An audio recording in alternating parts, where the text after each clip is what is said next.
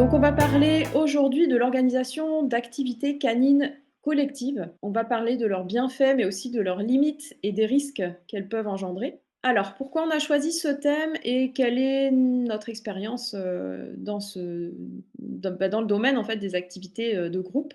Moi, j'ai commencé à travailler avec des chiens en groupe au sein d'un refuge. Parce que j'ai travaillé en refuge pendant plusieurs années. Donc, je m'occupais de créer des binômes ou des petits groupes de chiens pour combler les besoins sociaux des pensionnaires.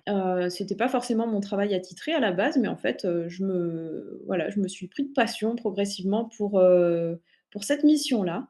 J'ai ensuite proposé de nombreuses activités collectives pour le compte de ma première entreprise d'éducation canine qui s'appelait Elsa Weiss Éducation Canine. Cours d'éducation collectif, promenade en groupe, loisirs canins collectifs, jeux canins collectifs et en 2017, j'ai voulu créer un centre aéré canin près de Bordeaux. Donc le concept, c'était, de pouvoir accueillir des chiens à la journée pour que leurs propriétaires puissent aller travailler sans que les chiens restent tout seuls à la maison et que les chiens puissent profiter de moments, d'un moment dehors sur un grand terrain avec des congénères. Aurore, ma collègue, organise aussi régulièrement des sorties avec des petits groupes de chiens en sa qualité de pet-sitter et elle a été amenée à garder plusieurs chiens à son domicile en même temps. Donc pareil, c'est un sujet qu'elle connaît. Et effectivement, elle est souvent présente au centre aéré avec moi. Donc notre petit programme sera le suivant. On va aborder les différents types d'activités canines collectives qui peuvent exister. On abordera ensuite les bienfaits des activités canines collectives, les limites et les risques